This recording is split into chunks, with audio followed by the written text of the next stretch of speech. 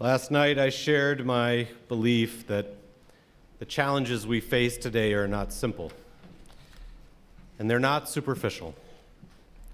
They stem from deep within society, just like with our homes. When the foundation is broken, we must fix the foundation first. And so this year I'm relying primarily on two voices. The first is the work of author Narina Hertz. She points out that the greatest fault in our foundation is our acceptance of being tragically disconnected. The second is Pirkei Avot, written by rabbis who rebuilt Jewish society after the destruction of the temple. It offers a blueprint for rebuilding.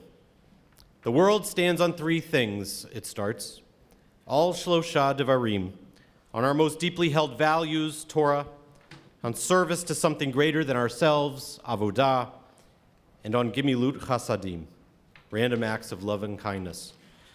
This morning, I'll just focus on the third of those, Gimilut Chasadim, random acts of love and kindness. It comes from two words, gamal, to ripen or grow, and chesed, usually translated as I have as love or kindness. Sometimes we call it random acts of kindness, random acts of giving, random acts of love. But my favorite definition comes from an example given by Rabbi Abraham Yaknes. He says, if you're walking down the street and someone is walking beside you carrying a large box, and you offer to help the person carry the box, that is not Gimilut Chasadim. You'd simply be a terrible person not to help someone in that situation. What counts as chesed, he says, is when you're walking in the opposite way from someone carrying a burden. You stop what you are doing, you turn around, and help carry that load in the direction that he or she is going. The first thing we need to clear up is that Gimilut Chasadim is not simply being nice. Nice is expected. Nice is the lowest standard we set for ourselves and society. You should just be nice. It's holding the door open for someone when they are walking in your direction. One step below nice is to be a jerk. Gimilut Chasadim is a much higher bar. It requires us to go out of our way. It's about changing the direction you or your life is headed at this moment, putting the weight that someone else is carrying on your shoulders. Gimilut Chasadim is not about being nice. It's about being selfless.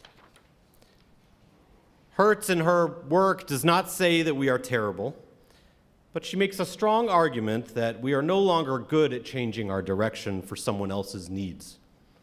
She writes, we see ourselves as competitors, not collaborators, consumers, not citizens, hoarders, not sharers, takers, not givers, hustlers, not helpers.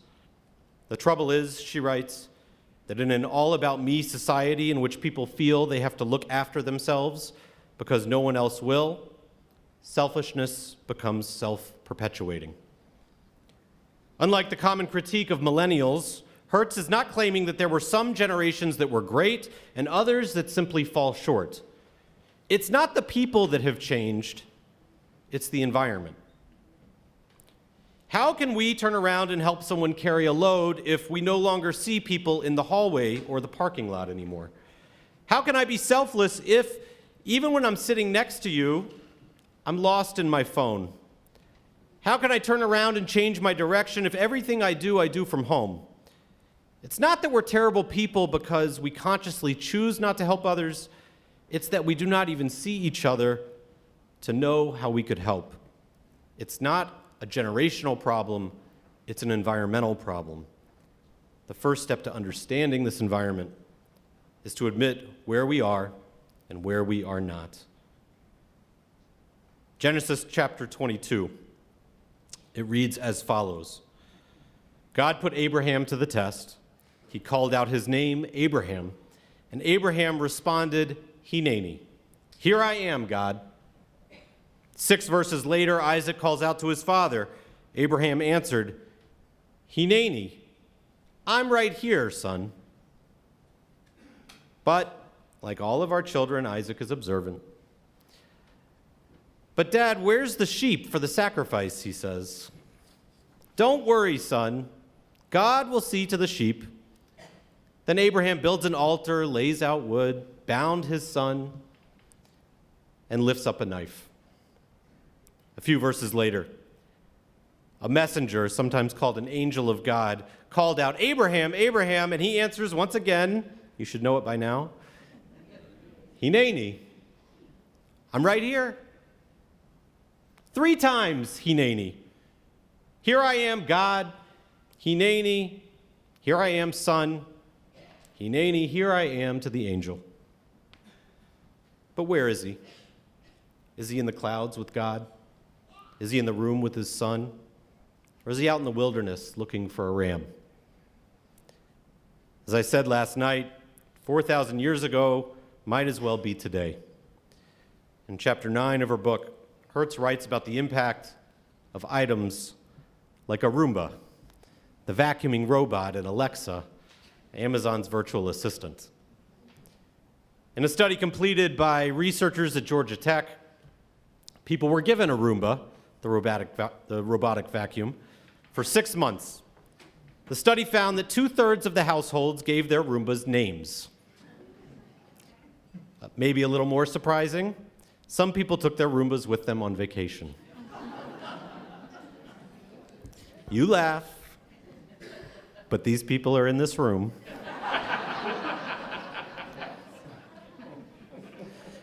But here's the most shocking data from the study. When they spoke with the Roomba company about their return policy, initially, when your Roomba broke, you would send it back to the company, and as soon as they could, they'd send you a new one. You know what people did? They rejected it. People didn't want a new Roomba. Like a kid's favorite blankie. They wanted their robot back. The exact same one, not a new model, not a different color. They wanted the one they grew attached to. In my house, we have a Roomba. It does not have a name, and I don't feel that attached to it. But Alexa is such a part of our family, she could be in family portraits. Alexa turns on our lights. She watches our front door. She helps our kids with their math homework. She reminds us of our appointments. She makes sure that we do not burn the cake in the oven. And her most recent trick, which I'll take all the credit for because it'll embarrass my wife, she warms up our shower. You know what I like about Alexa and Amazon and the Roomba? They make me feel like I can be in 2 places at once. Hineni, I'm here at work. And Hineni, I'm also vacuuming my floor. Hineni, I'm getting in bed at 11 o'clock at night. But Hineni, I'm also buying light bulbs from the hardware store on Amazon. Hineni, I'm at my daughter's softball game. And Hineni, I'm also on Zoom for my work meeting. I'm here at work. I'm here with my family. Hineni, I'm here, I'm there, I'm everywhere. And when we say that to ourselves the way Abraham said it to God, to his son, to the angel, there's only one truth. We're lying. We may be able to use technology to do more than one thing at one time, but we cannot be in more than one place at one time, not fully. In fact, if you want to know how good we are at this, ask yourself if you've ever sat next to someone and known they're not there with you at all. It's what I imagine my kids will say one day when they read the portion of Abraham telling his son he's right there. Sounds like you, Dad, when you're looking at your phone. You say you're listening, but your head is somewhere else. And it's nothing new. Hertz writes about the story of Kaleidoscomania.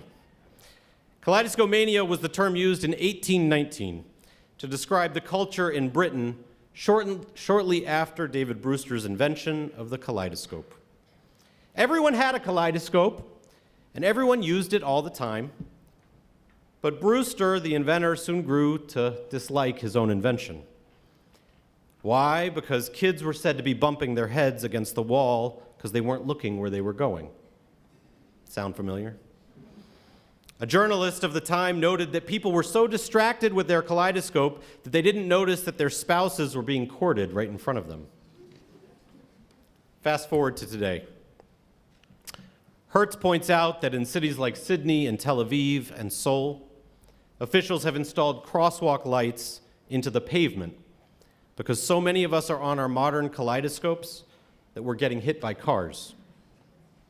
We check our phones 221 times a day, an average of 3 hours and 15 minutes spent looking at our screen, almost 1,200 hours a year. Abraham was on a mountain with his son, but really, his head was in the clouds. He wasn't there, and guess what? Isaac knew it, just like our children do. And this problem is not only causing us to walk into walls or the street, we're losing important life skills, the ability to connect in real life. Carrie Cronin is a professor at Boston College. She teaches a course on modern relationships. After a lecture about hookup culture, one I imagine everyone stayed awake for, she used to get questions about sex and intimacy. But lately, she noticed that the questions changed. Students raised their hands, probably virtually. Professor, how do you ask someone on a date? No, really, what words do I use to ask someone to be with me? Because you see, I'm afraid of human interaction. This is the environment we live in today. We can be at work and at home and not fully present at either. We can be sitting right next to our child or our spouse and not see them. We're in an environment that pulls us away from each other. And we're losing contact with each other. When we buy light bulbs on our phone or attend a class virtually, what we lose is the moment when we pass someone else in the hallway or the parking lot while they are carrying that heavy load. We do not know the hardware store owner, the pharmacist, the grocer, or even our neighbor the way we used to, so let's admit that to ourselves. But perhaps more troubling, it also means we probably don't know our child's teacher as well, or our local politicians don't know us as well. It means we don't notice the kid who has access to guns. We don't notice that he's lonely and depressed and angry. It means that if we did notice, we probably don't know the parent or the social worker to call to help. We do not know the woman who found out she was pregnant at week 8. We don't know the nurse who used to work and help out that woman, but who is being paid 3 times as much to work out of state. We live in an environment that does not think twice about disconnecting us. We don't know the people we should. We're disconnected, but we don't have to be. Abraham, Hineni, I'm here, he says in the 3rd time. And that's where, in my eyes, he learns what it means to actually pass the test. He sees the ram, he sees his son, he does the only thing that is right. He opens his eyes, he declares that this place where he stands in the moment, it's the mountain where God was seen. Yireh Adonai. We fight an environment that pulls us away from each other when we make our presence so known, not that we say we were there, but where other people say, no, absolutely, I know you were with me. And they mean it. I was drawn by a story on NPR a few months ago. It's a story of a child's mother who divorced her father when she was young. The mother remarries a man that the child never liked. He was her opposite in every way. So she continued to love her mom and maintained a close relationship even as she became an adult, but she never considered her mom's husband to be her family. At 18, she moved out of the house. Never made any real attempt at a relationship with him. Perhaps another side effect of cell phones, we only have to call the immediate person. No one picks up that phone with a cord anymore and talks to the other spouse. Fast forward to the 2020s. She's a diehard liberal living in the Bay Area.